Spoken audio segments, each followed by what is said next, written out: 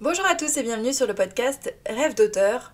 Nouveau mois, et donc pour ce nouveau mois, nouveau thème, et ce mois-ci, on va parler des réseaux sociaux d'auteurs. Vous l'avez compris au fil des mois et des différents contenus que je propose, l'écriture et la publication d'un roman ne sont qu'une partie du travail pour faire vivre un livre. L'autre partie concerne le marketing. On en a parlé le mois dernier avec le lancement d'un roman, et indirectement en juillet avec la marque d'auteur. Et donc en septembre, on s'attaque à ce moyen de communication qui est très répandu aujourd'hui, les réseaux sociaux. Pour inaugurer ce thème, on va parler des tendances actuelles, c'est-à-dire les formats et les pratiques qui marchent en 2024. Petite précision avant de s'attaquer au sujet du jour, vous le savez, pendant l'été, j'ai un petit peu ralenti le rythme des newsletters et des épisodes de podcast. En septembre, on va reprendre un rythme un petit peu différent, c'est-à-dire qu'il y aura un podcast par semaine tous les mardis comme d'habitude et exceptionnellement le jeudi. Et du côté de la newsletter, on revient à une newsletter chaque lundi matin et un vendredi sur deux. C'est parti pour l'épisode du jour, on va parler des tendances actuelles. Première tendance, ce sont les vidéos courtes. La vidéo courte, ça reste une tendance majeure avec des formats comme les réels sur Instagram, les shorts sur YouTube ou les vidéos TikTok. Vous pouvez utiliser ces formats pour partager votre processus d'écriture, vos coulisses, faire des petits vlogs, des teasers sur vos livres, des vidéos promotionnelles, c'est-à-dire parler de vos romans, lire des extraits, bref, il y a plein de possibilités. C'est du contenu facile à consommer et ça peut vraiment aider à gagner en visibilité et à toucher de nouveaux abonnés, voire de nouveaux lecteurs. Deuxième tendance, ce sont les vidéos interactives. Alors, qu'est-ce qu'on entend par vidéo interactive ? En fait, les contenus interactifs, ce sont des contenus qui permettent d'interagir avec les abonnés. Des lives, des questions-réponses, des demandes de participation. En clair, ce n'est pas simplement publier un contenu, proposer un contenu, c'est publier un contenu qui va engager votre audience, c'est-à-dire qui va demander une certaine participation.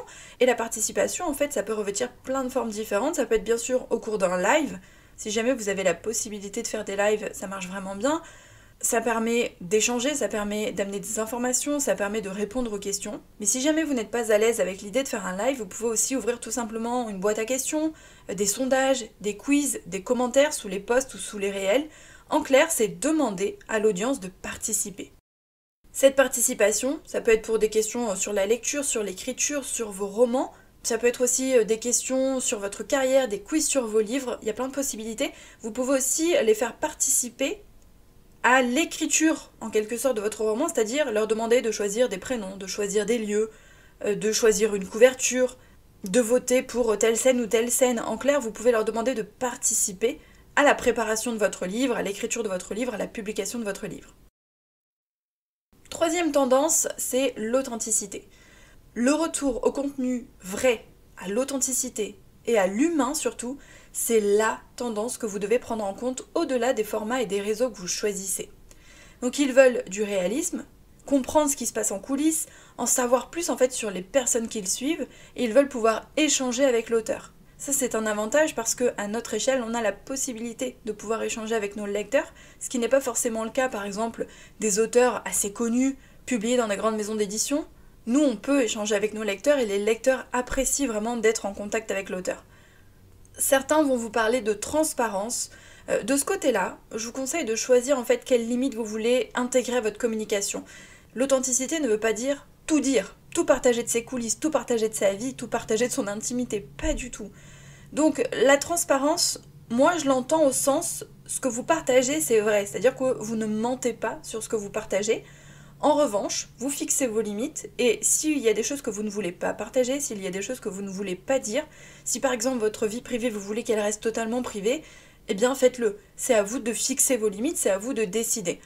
Et essayez ce retour à l'humain, c'est-à-dire de montrer votre personnalité, qui vous êtes derrière la casquette d'auteur et qui vous êtes derrière en fait les livres que vous écrivez. Ça aussi c'est pas une obligation, mais c'est vraiment une tendance aujourd'hui et c'est quelque chose qui permet de nouer une relation avec ses lecteurs, avec ses abonnés. C'est quelque chose qui permet de développer cette relation et c'est quelque chose qui permet de fidéliser vos lecteurs et ça c'est très important. Quatrième tendance, c'est le CGU. Alors le CGU, c'est le contenu généré par les utilisateurs. Si vous vous intéressez au marketing, à l'entrepreneuriat, vous en avez peut-être déjà entendu parler. Le but en fait, c'est d'encourager les lecteurs à créer du contenu autour de vos romans. Ça peut être des publications, des fanarts, des vidéos, des chroniques, des lectures communes, qu'importe. L'idée en fait c'est que les utilisateurs créent du contenu à votre place, entre guillemets, à votre place, ça veut dire qu'ils vont créer du contenu en lien avec vos livres, qu'ils vont partager ensuite par exemple sur les réseaux sociaux, sur YouTube ou autre. Vous, du coup, de votre côté, vous enrichissez en fait votre contenu grâce au contenu des autres, puisque vous allez partager leurs publications, etc., en identifiant, bien sûr, toujours, et en demandant la permission si jamais c'est des choses qu'on vous a envoyées en privé. Et puis ça va aussi valoriser vos lecteurs. Et ça, c'est très important pour entretenir votre relation. En gros, vous allez ajouter de nouveaux éléments pour booster votre crédibilité, votre notoriété, puisque du coup, on va parler de vos livres à votre place. Ça fait office de preuve sociale. Vous avez du contenu que vous n'avez pas eu besoin de créer, et en plus ça enrichit la relation que vous avez avec vos lecteurs, donc franchement il n'y a que des avantages au CGU. Cinquième tendance, ce sont les IA, donc les intelligences artificielles. Que vous soyez pour ou non, je me devais de citer cette tendance parce que ça fait partie du paysage aujourd'hui, ça va prendre de plus en plus d'ampleur, et on ne peut pas ignorer en fait le phénomène. Il faut se tenir au courant, il faut faire de la veille, il faut savoir ce qu'il en est.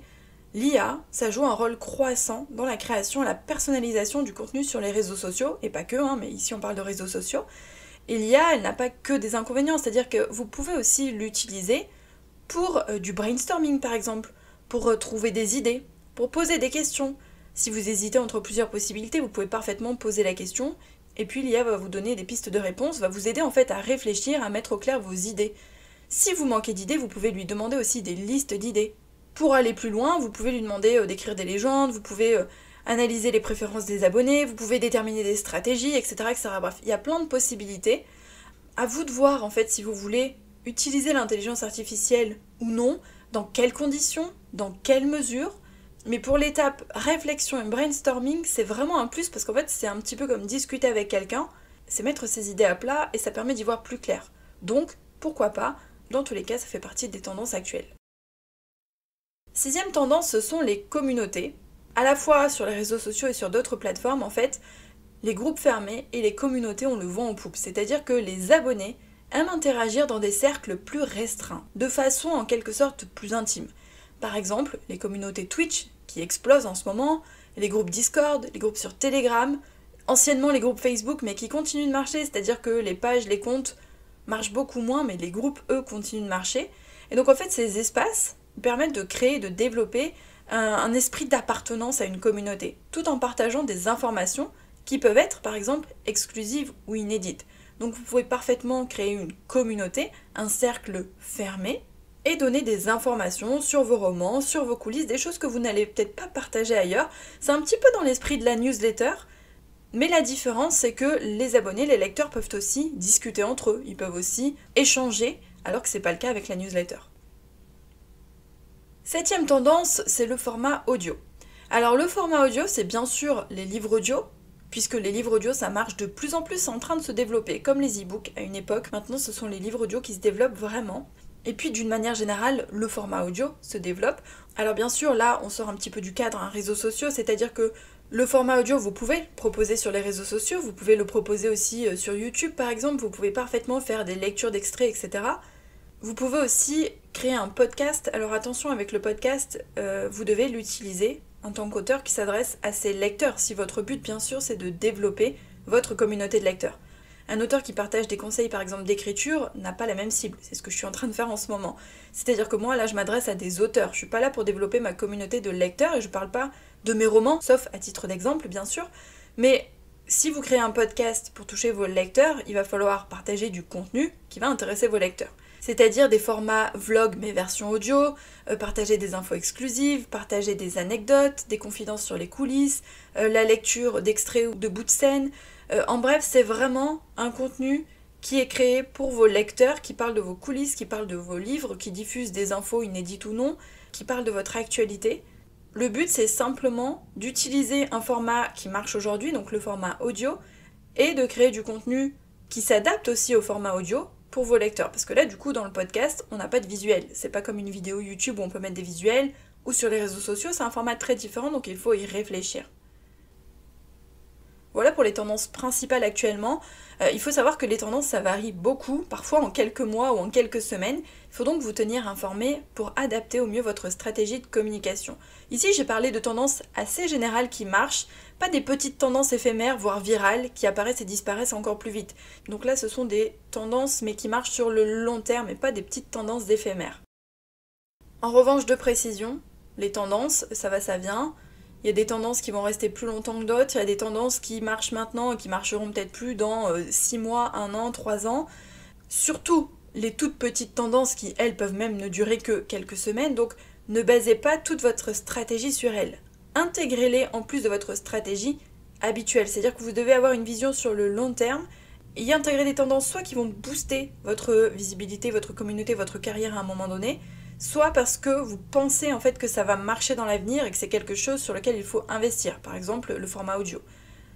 Et deuxième précision, ne vous forcez pas, c'est-à-dire que si une tendance ne vous parle pas, si elle vous met mal à l'aise ou si elle ne vous plaît pas, mettez-la de côté. C'est pas parce qu'il y a une tendance qu'on est obligé de la suivre, il n'y a aucune obligation.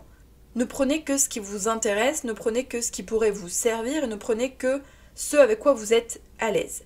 J'espère que cet épisode aura été utile. N'oubliez pas de laisser un petit avis sur votre plateforme d'écoute favorite parce que ça m'aide vraiment à faire découvrir le podcast, à faire découvrir mon contenu auprès de nouveaux auteurs. Et puis nous, on se retrouve la semaine prochaine pour un nouvel épisode. Bye!